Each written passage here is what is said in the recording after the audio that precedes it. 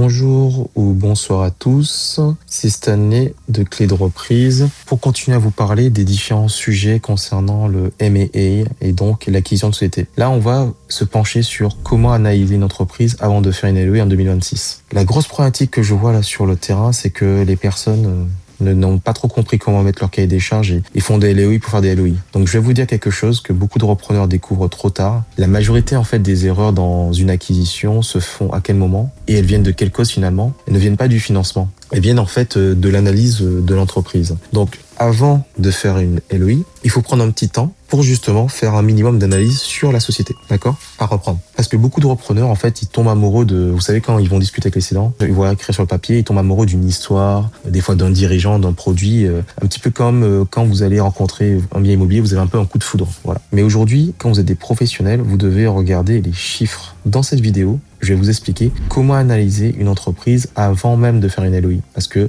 je vous rappelle que c'est un marathon et il faut optimiser votre temps. C'est pour ça que dans certaines vidéos, je vous parle de délégation, de travailler en commun, de mettre en place des synergies, d'accord? Donc ça, c'est la pré-due diligence, d'accord? Avant de signer une LOI. Il faut faire ce qu'on appelle une pré-due diligence, c'est-à-dire que une analyse rapide mais stratégique pour voir si la société en face de vous, finalement, il y a un intérêt en fait de prendre du temps. Je vous rappelle, votre temps il est précieux, vous ne pouvez pas en fait perdre votre temps à faire des visites, à faire des LOI pour des choses qui ne correspondent pas. Donc l'objectif pour vous sera de répondre à une seule question. Est-ce que ce deal vaut la peine d'aller plus loin? D'accord? Donc je vais vous expliquer quelques erreurs classiques qu'on fait et que j'ai vu encore récemment sur le terrain. L'erreur numéro 1.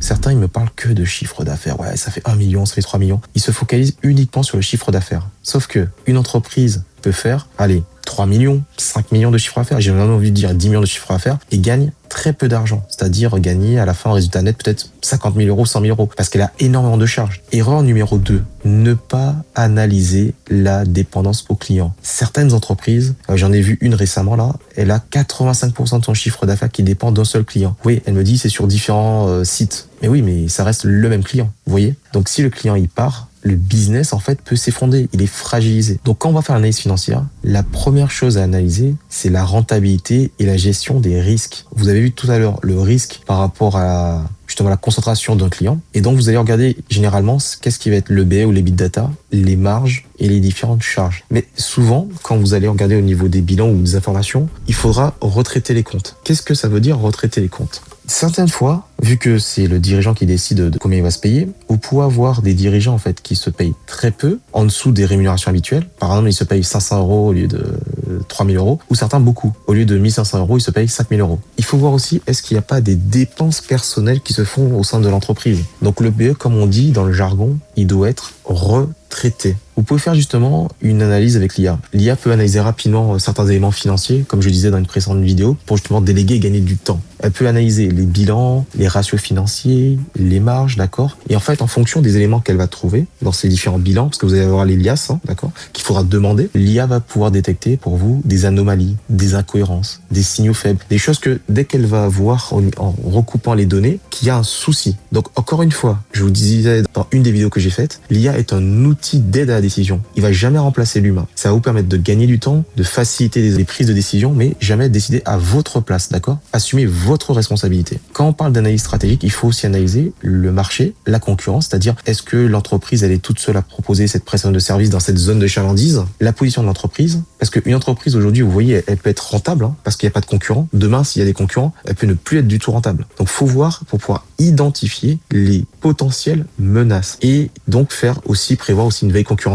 Mais ça peut se faire après. Donc finalement, il faudra que vous posiez quelques questions, d'accord? Dans les questions, c'est est-ce que l'entreprise gagne vraiment de l'argent? Est-ce que le business, il est stable ou une année ça baisse, une année ça monte, donc pas stable? Est-ce qu'elle peut fonctionner sans le dirigeant actuel? Est-ce qu'il y a une dépendance au dirigeant? C'est-à-dire que le dirigeant, il est tellement intitut personnel que finalement, s'il part, tout se casse la gueule, entre guillemets. Si la réponse, elle est oui, alors vous pouvez aller plus loin, d'accord? S'il y a tous ces éléments qui sont pas encore faits. Par rapport à ça, il y a également des éléments qu'il faut réussir à vérifier, d'accord? Quand on parle d'éléments à vérifier, il faut se dire que aujourd'hui, vous aurez plusieurs points qui vont vous permettre à analyser cette entreprise avant de faire la LOI. Maintenant, je vais vous donner en fait quelques éléments que j'ai pu voir sur le terrain par rapport au LOI. Au niveau des éléments que j'ai eus sur LOI et les erreurs qu'ont fait certains repreneurs qu'ils ont découvert vraiment trop tard, je vais vous donner quelques exemples, ok? Que je vais cette fois-ci détaillé. Quand je vous ai dit que la majorité des erreurs dans une acquisition ne venaient pas du financement, c'est pourquoi? C'est parce que la partie en amont qui est l'analyse de l'entreprise, justement la prédiligence. Alors,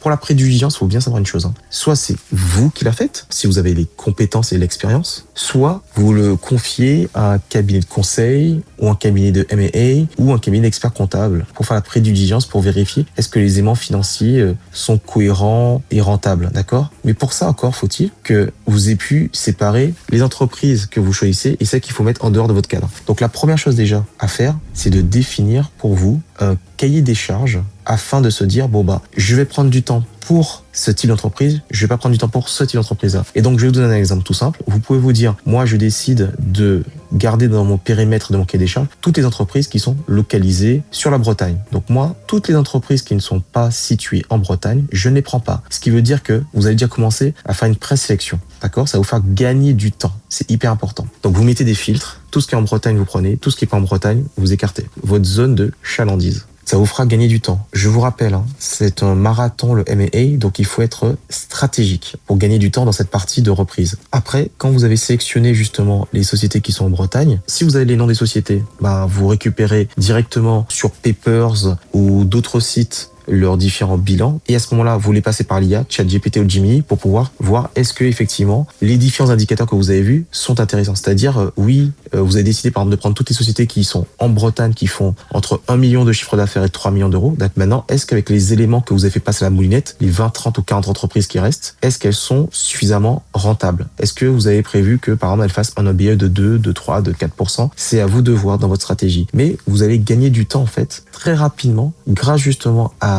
l'intelligence artificielle pour voir est-ce qu'elle rentre dans votre critère. Donc vous allez donner en fait à l'intelligence artificielle vos critères de cahier des charges et tout de suite vous demanderez à l'intelligence artificielle de mettre est-ce que oui ou non ces différentes entreprises tombent dans vos critères et vous allez gagner un maximum de temps, d'accord? Donc après avoir justement fait un tri grâce à l'intelligence artificielle, à vous maintenant de reprendre ces sociétés un par un et de vérifier est-ce que l'analyse financière qui a été faite de la part de l'intelligence artificielle est bien la bonne. Je vous ai toujours dit, l'IA vous permet d'être un assistant. C'est pas l'IA qui va prendre la décision de dire je vais ou je vais pas. C'est à vous de vous dire l'intelligence artificielle va me permettre d'avoir une prise de décision, elle va me permettre de calculer les marges, de calculer le BE, faire une possibilité de retraiter les comptes, mais c'est à vous de prendre cette décision. L'objectif de cette vidéo, c'est de vous dire que vous devez optimiser votre temps et prendre le temps de faire une pré-due diligence. Premier point, déjà, bien déterminer votre cahier des charges. Deuxième point, quand ça rentre dans votre cahier des charges, vous faites déjà une pré-due diligence avec l'IA notamment, et après, vous allez repasser en double vérification. Et après, à ce moment-là, vous avez déjà fait un tri, vous avez déjà fait une pré-analyse, une pré-due diligence. Vous pouvez vous dire sereinement, je sais exactement que les sociétés que j'ai repérées, elles sont bonnes par rapport à ma stratégie d'acquisition. Je peux maintenant émettre une LOI. Et donc, à ce moment-là, vous allez rédiger une LOI, assister ou non d'un avocat ou d'un notaire. Moi, je vous conseille d'être toujours assisté parce que c'est important, c'est une partie très technique, très juridique. Et après, à ce moment-là, vous pouvez passer à la phase de j'envoie une LOI pour pouvoir commencer le processus juridique avec le cédant. Voilà. Écoutez, si ça vous a intéressé, n'hésitez pas à partager la vidéo, à liker, à commenter. S'il y a des choses que vous avez envie d'échanger sur la question, notamment de la pré-due diligence ou d'autres éléments sur le M&A, mettez-les en commentaire et abonnez-vous. Je vous souhaite une très bonne journée, une bonne soirée et je vous dis à très bientôt pour d'autres vidéos sur le M&A.